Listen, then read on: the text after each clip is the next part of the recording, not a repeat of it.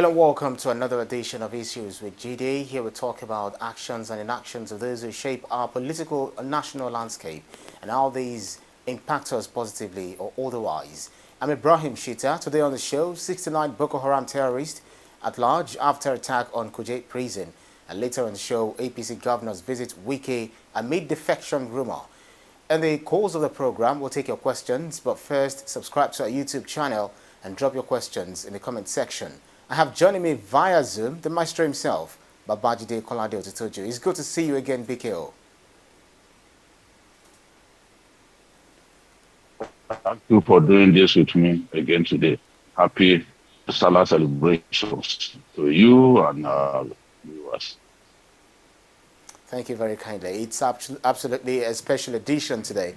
And because we love Nigerians, that's the reason we're here today as well. So let's begin with the Kuje jailbreak. One of the Boko Haram escapees has been arrested in Nasarawa after they escaped when the Kuje prison was attacked by terrorists. So 6 alleged top financiers of Boko Haram and ISWAP were also among the inmates set free by terrorists. But first, Nigerians would like to know your reaction to this disturbing story. I'm extremely disappointed that this has happened. I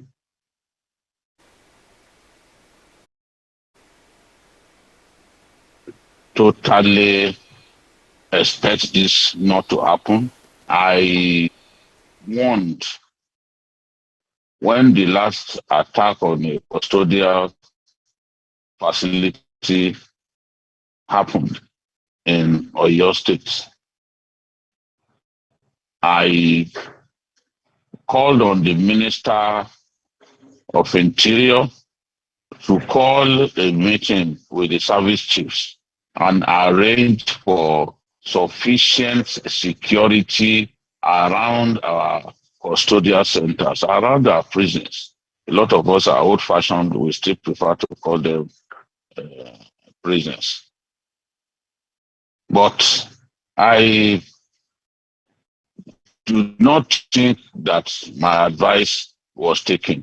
It's such a massive shame that some of us spend time advising people in government based on the things that we see, based on our experience when it comes to security matters, based on our interactions with security stakeholders, including some of the most junior security operatives in our country. We interface with them and we come up with potential solutions to our major problems. But the people who run our country prefer to ignore the advice that we give. It's on only a few occasions that they choose to pick up the advice that we give and implement them. Nigerians who are used to watching me on Journalist Hangout will know that for a long time, I was pushing for the Nigerian army to move away from its defensive posture and take on an offensive posture against the Boko Haram terrorists. They have begun to do that now. We are taking the battle to their enclaves now.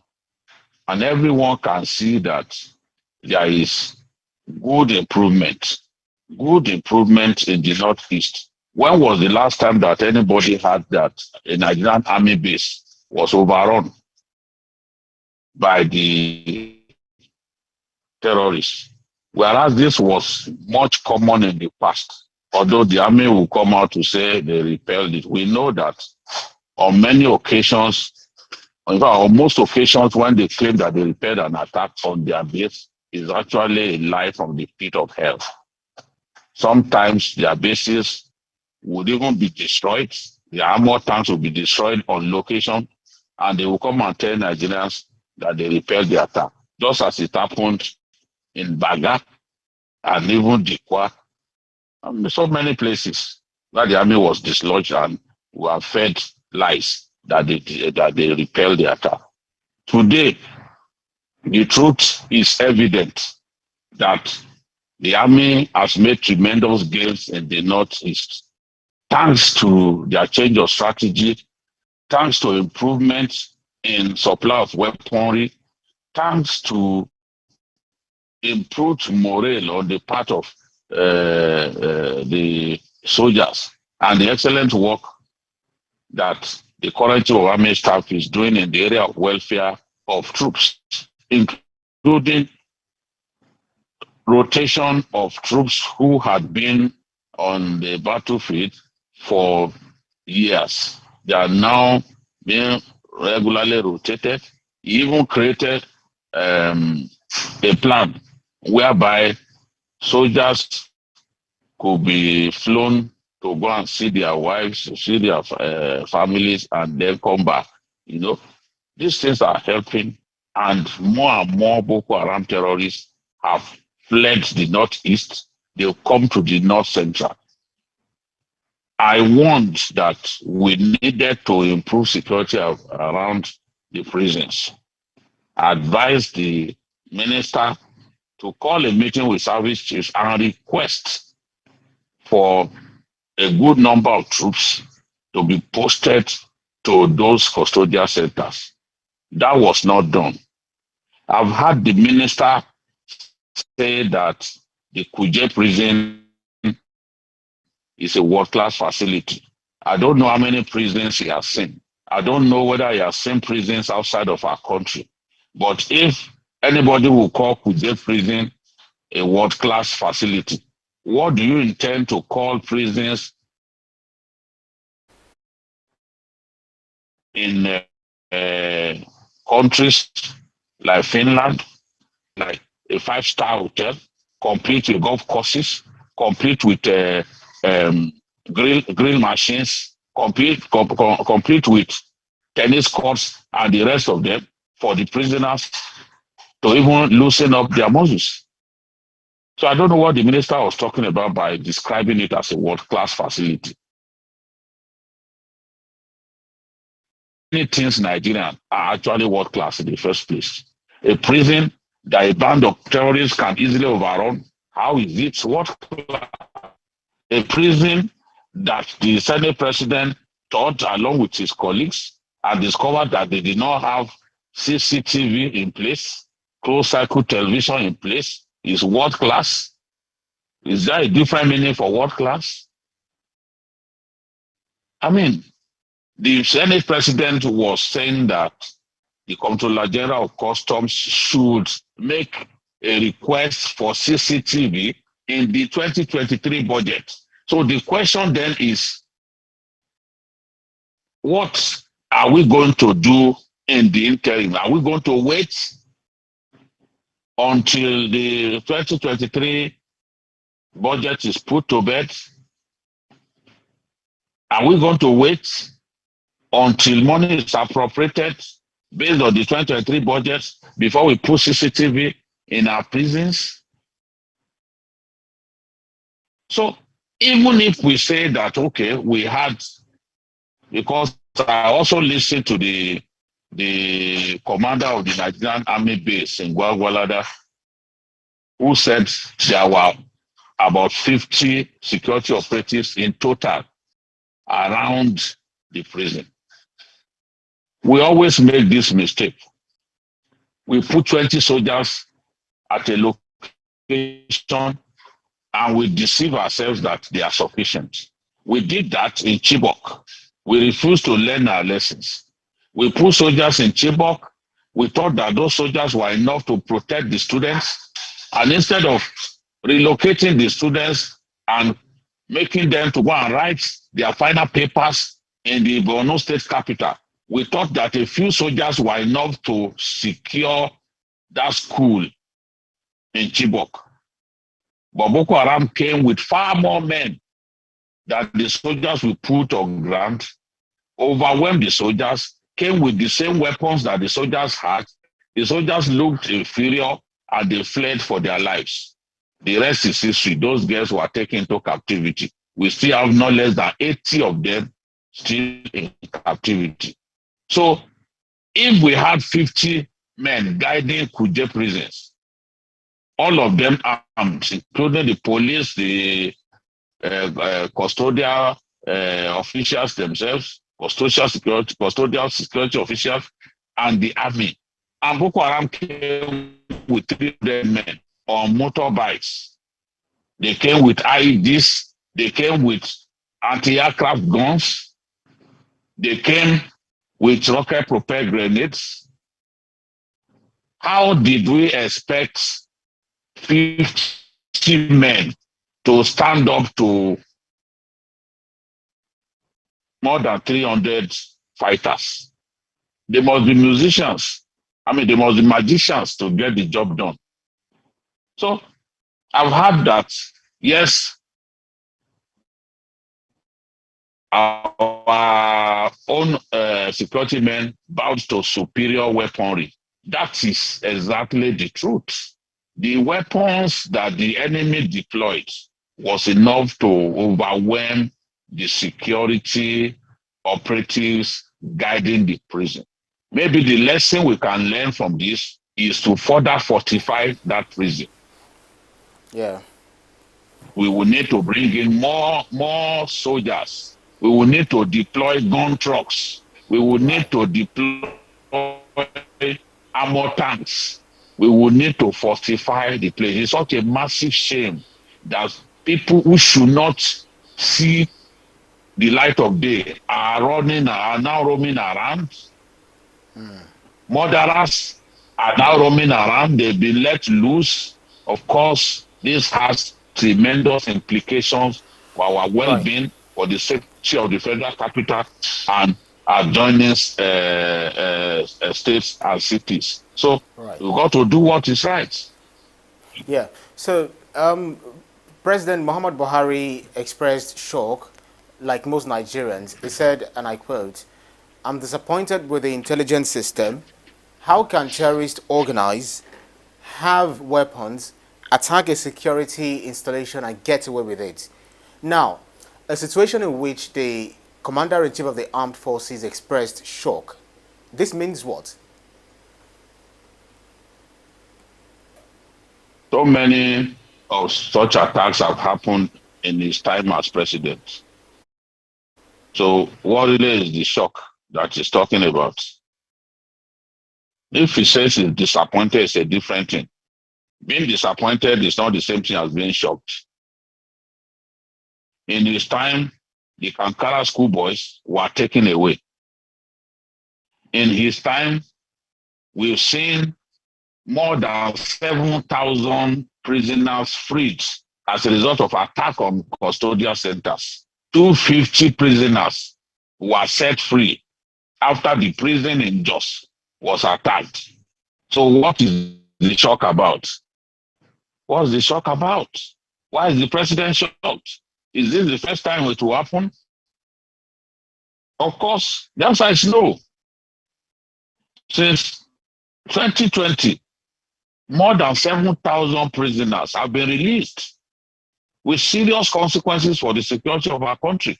In the Southeast now, insecurity is a big problem because some prisons were attacked and prisoners, some of them already sentenced to death, were allowed to run free. So this is not it's not something that the president should say he's shocked about. He can say he's disappointed. But the use of the word shocked is wrong. He shouldn't be shocked by this. In his hometown of Daura, one of his in-laws was kidnapped in broad daylight. A whole district head kidnapped in broad daylight is the president's in-law. So why is he shocked? He can say he's disappointed in the people that he appointed who routinely fail to get the job done. But I disagree with his choice of words. He cannot say he's shocked. What is the shock there when it has happened in different parts of the country? In Kogi State, they attacked the prison in Kaba, set people free. They attacked the prison in Jos. They attacked the prison in Delta State. I mean, in Imo State, so many attacks have happened under President Buhari. So what is the president shocked about? The president shouldn't be talking like the rest of us. He should be taking action. The president should be disciplining people that he gave a job to do and fail to get the job done. That's what Nigerians want to see. When you punish people for refusing to do the job that you gave them to do, the rest of them will sit up. But if we just condemn what has happened like the rest of us, then we are not going to see any change. Things will in fact get worse. The president shouldn't be talking like an activist or like a journalist analyzing security events on TV. No, he should be talking like a decision maker, someone who will not tolerate these kind of infractions. So close to the seat of power. You can see the alarm that the UN has raised about Abuja. It's an embarrassment to the government. So the government has to sit up. The government has to take decisive actions against those given a job to do and fail to do it. Why would a prison like Kuje not have CCTV? Now the Kanu asked to be kept in Kuje prison. Thank God now that the judge preferred to keep him somewhere else. What if on the day Kuje prison was attacked, Kanu was there and he got hit by a bullet? Don't you know that if anything should happen to Kanu, that it could set the country ablaze? If he dies in custody, there are people who will not agree that the death was natural. There were people who keep saying that government had a hand in the attack. So we thank God that at least he was not kept in that prison. Because if he had been kept in that prison, anything could have happened. All right, Biko, very quickly, whether we like it or not, Abuja hosts the seat of power, and the Kuje prisons is known to be a maximum security area and medium security area where prominent criminals end up, just like you said. So if such attack could happen in such a location, and matter of factly, Abuja, then where else in this country is safe? And then what more has the president done? What else can he still do that we feel has never been done? Very quickly.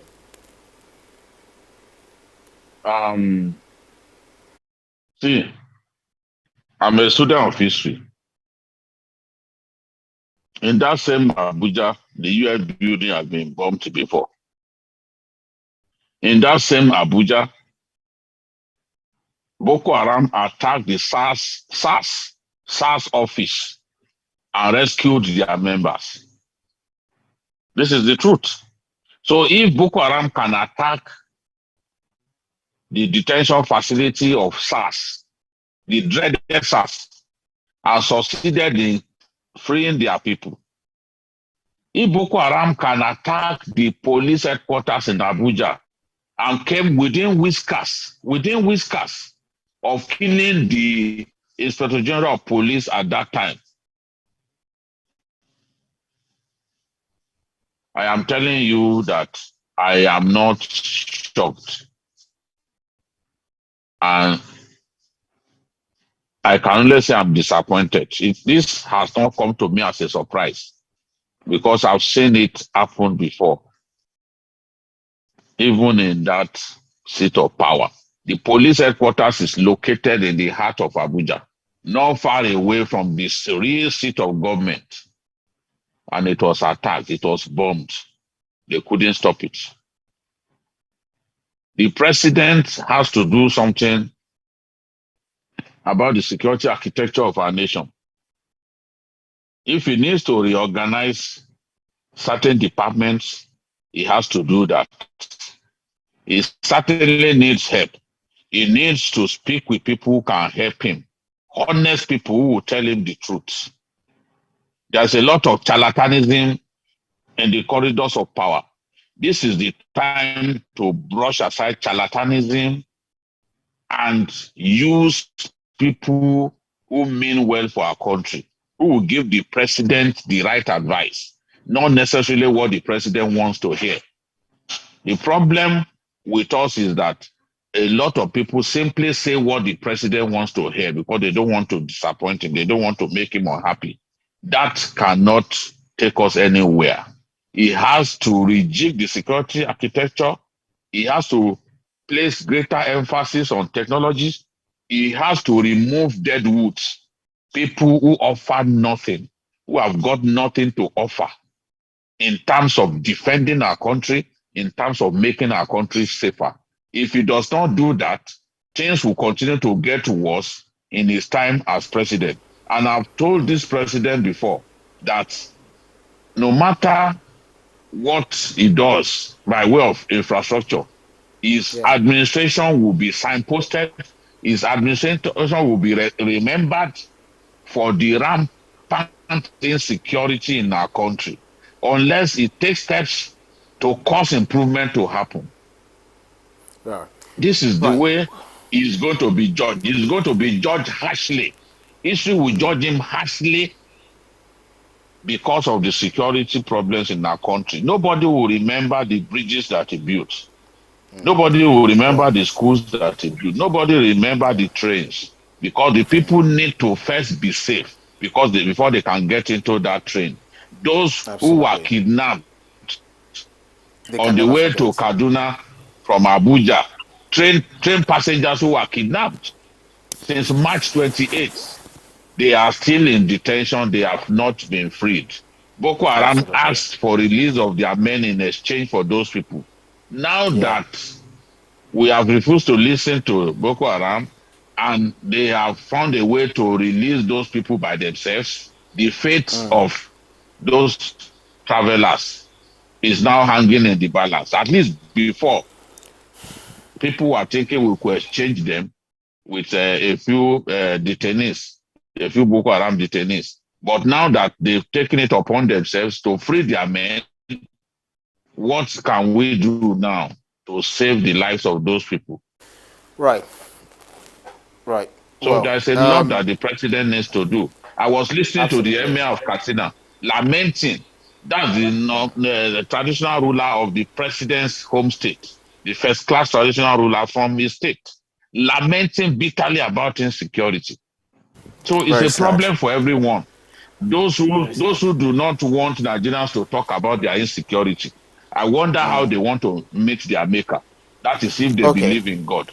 Because to abuse people for saying the truth shows that you have lost your humanity. All right, Bikil. Fabian Akeze says, this prison break shows that the current administration has no strategy to rectify the security situation in the country.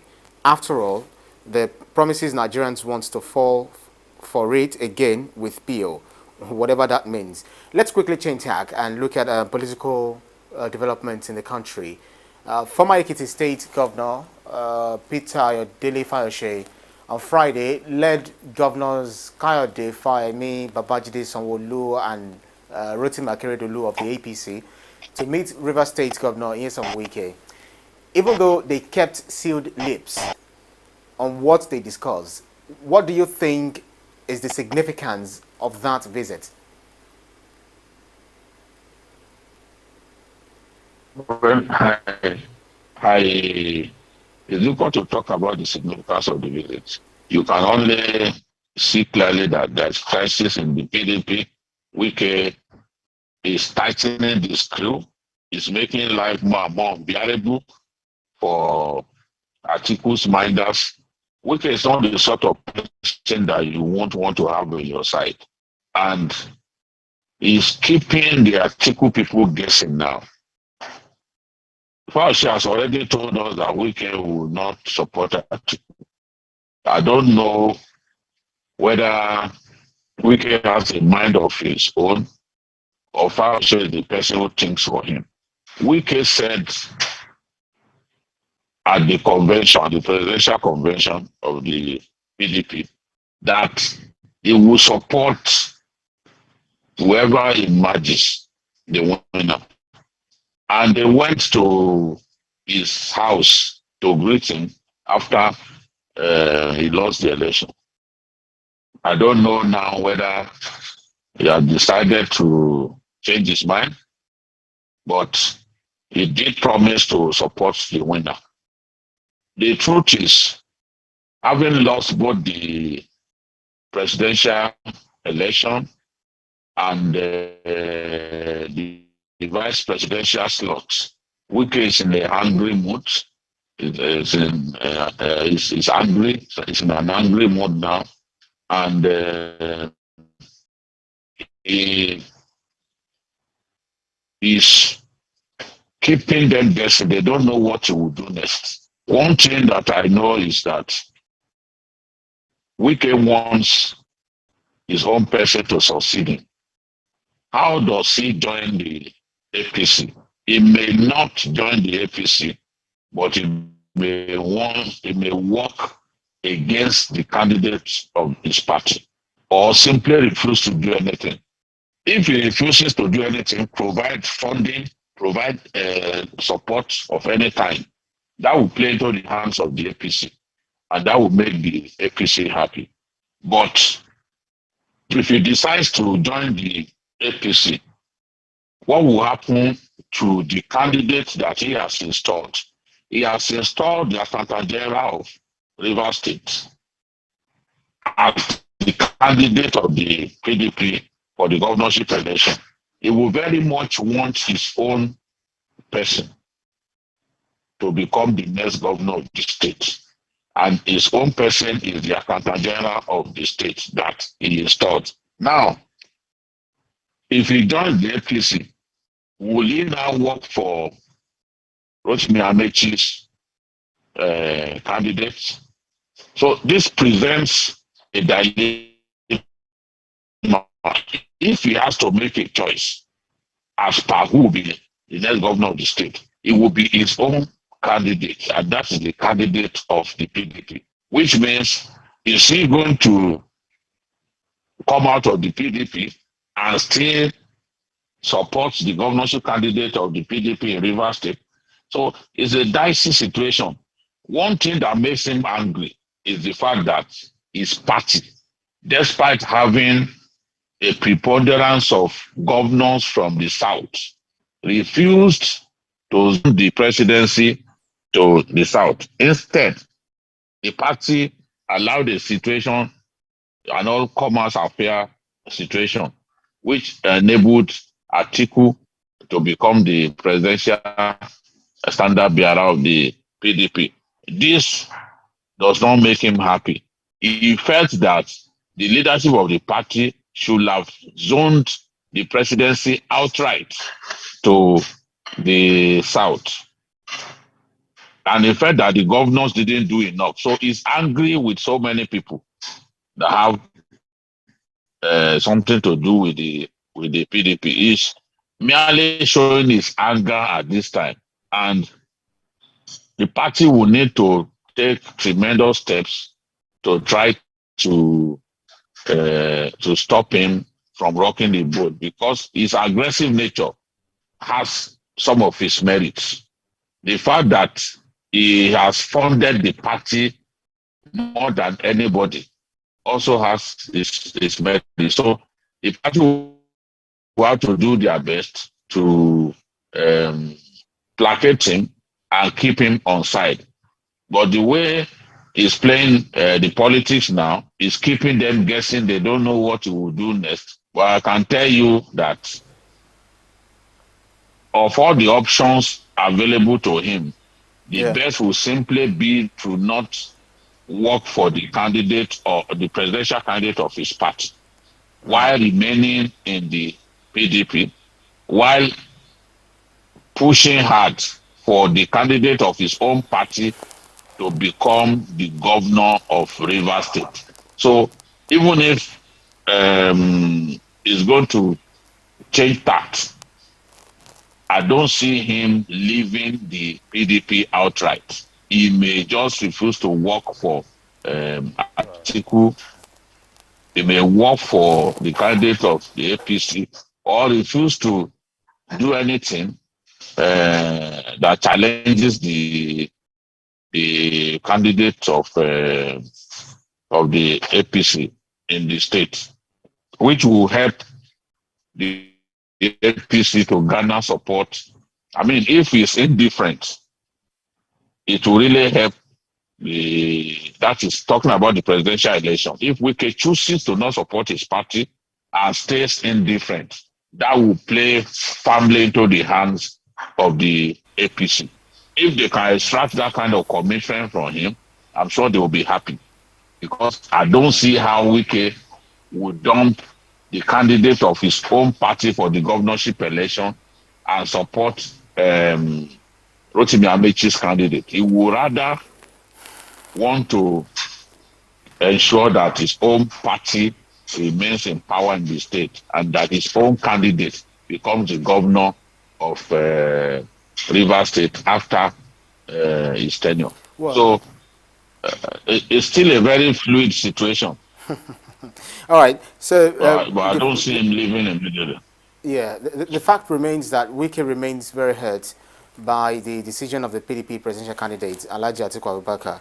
So, Stanley Maduka is asking this question. We have less than 3 minutes. So he says, Jide, which impact do you think Okowa will have on PDP during the presidential polls? It's difficult. It's difficult to say that we will have tremendous impact. Maybe in Edo Delta, yes, but Edo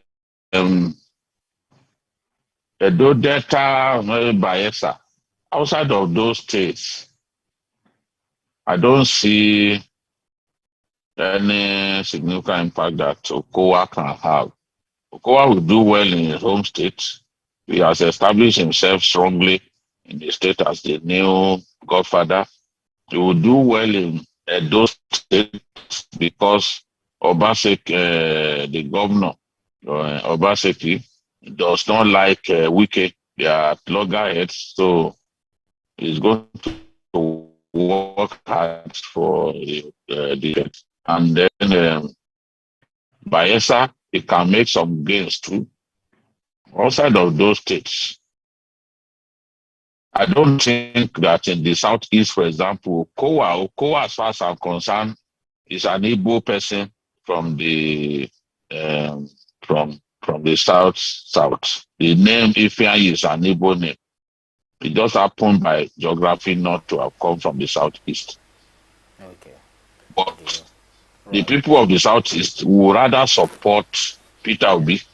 So the impact that Okowa can have on the ticket is limited.